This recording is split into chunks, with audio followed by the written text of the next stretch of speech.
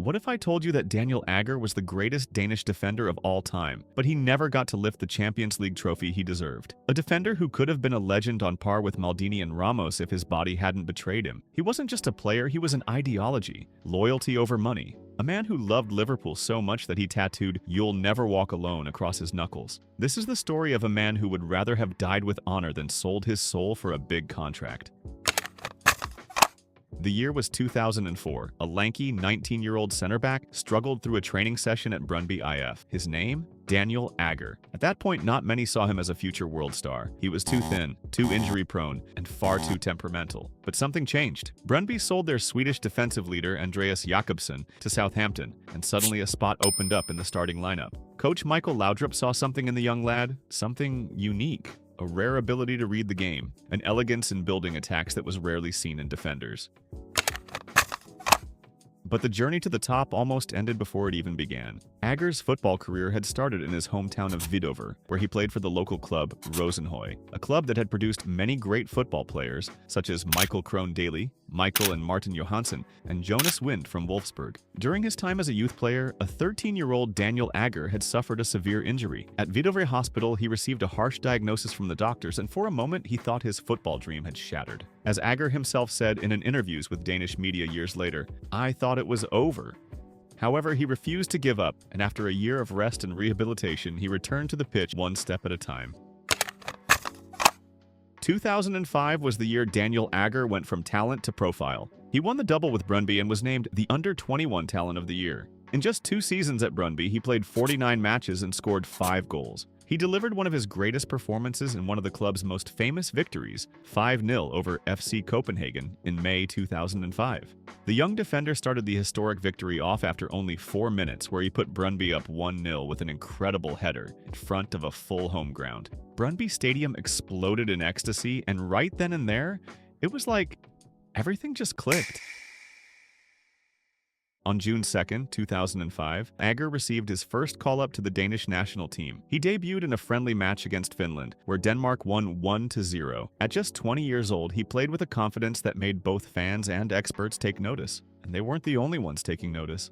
One of his most famous matches for Denmark took place in August 2005, where he completely shut down a prime Wayne Rooney in a 4-1 victory over England at Parken in Copenhagen. Agger was still only 20, but he played with a maturity that made world stars look mediocre. It was here that the rest of the world truly began to take notice of the young Dane's talent.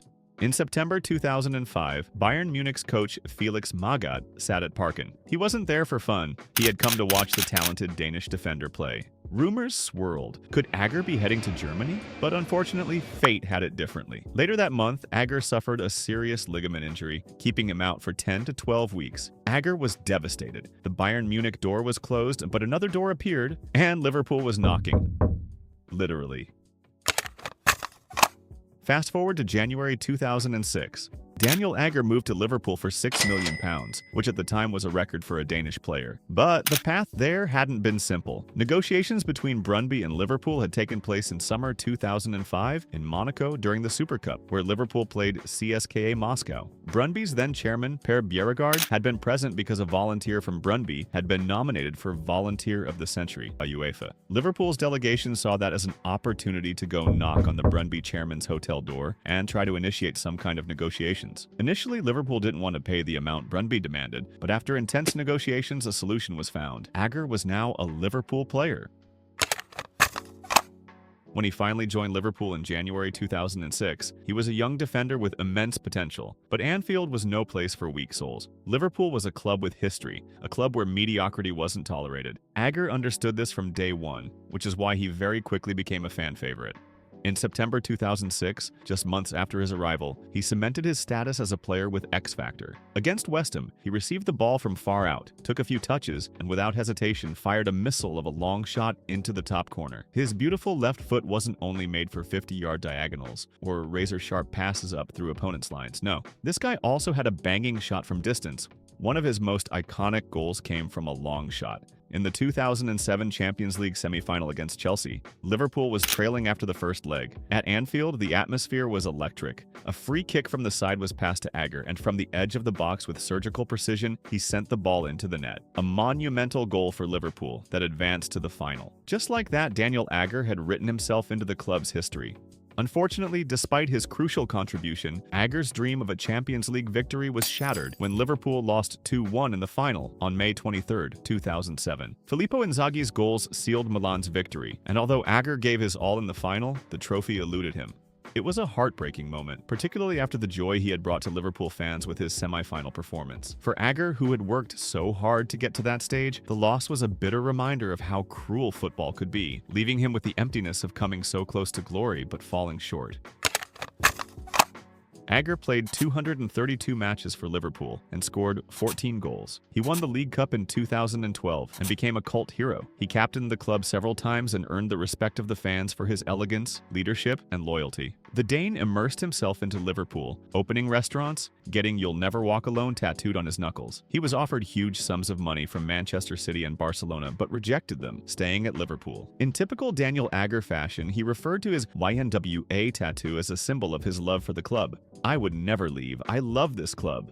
Another sign of his strong loyalty that won over many Liverpool fans was when he elbowed Fernando Torres in the face in their meeting with Chelsea, right after the Spaniard had transferred from Liverpool to their London rivals in a huge deal. It's important to know that Daniel Agger's journey wasn't just confined to the clubs he played for. His first appearance for Denmark came in 2005, at just 20 years old, marking the beginning of a long and fruitful international career. He quickly became a cornerstone of the national defense, known for his composure, leadership, and physicality. His ability to read the game, much like at club level, earned him the respect of teammates and opponents alike. He was an integral part of Denmark's national team for nearly a decade. Over the course of his international career, Agger earned 75 caps for Denmark and scoring 12 goals, making him one of the most prominent defenders in the country's history. In 2010, Agger represented Denmark at the World Cup, where he showcased his skills on the biggest stage. Though Denmark didn't make it past the group stage, Agger's performances were among the brightest, with his defending and leadership standing out as a beacon of stability in the backline. His international career was also marked by his participation in several World Cup and Euros qualifiers, where his contributions were critical in securing Denmark's place in the tournament. Agger played an instrumental role in the qualifying stages for both the 2010 and 2014 World Cups. Although Denmark didn't qualify for the 2014 World Cup, Agger's performances in the qualifiers were crucial in keeping the team competitive. Everything good comes to an end, and in 2014, Agger was forced to leave Liverpool. Manager Brendan Rodgers didn't see any more use in a pretty much always injured Agger. Even though Liverpool fans didn't like the fact that their Danish defender was leaving, they wanted the best for him and sent him on his way with nothing but fanfare. And there was only one place for Agger to go: back to Brøndby. Fans hoped for an adventure, but reality was different. His body was worn out, the injuries had taken their toll, and the pace of the Superliga had changed. Still, he fought on. He played 43 games in his second stint at Brøndby and scored 4 goals. But his body said enough. In June 2016, Agger announced his retirement from professional football at just 31 years old. His final appearance for Denmark also came in 2016, bringing an end to a remarkable international career. By the time he hung up his boots on the international stage, he had become one of Denmark's most respected and revered defenders. Though injuries plagued his later years, Agger's legacy in the national team was undeniable. But not all of it was bittersweet. In addition to being a gifted football player and a hard man on the pitch, he is also a tough businessman. After his career, he has ventured into a series of successful businesses, including a sewage service company, Klo Agger, a brilliant wordplay on his surname, and sewers, if you speak Danish, that is. He also became the head coach of HB Køge in the second tier of Danish football, without great success. And now, he is an assistant coach for the Danish national team. A man who once led the defense on the pitch now leads the next generation of Danish defenders. Players like him are becoming an extinct breed, which makes it important that we remember and celebrate these types of players. In Denmark, Brøndby and Liverpool, this legend will never walk alone.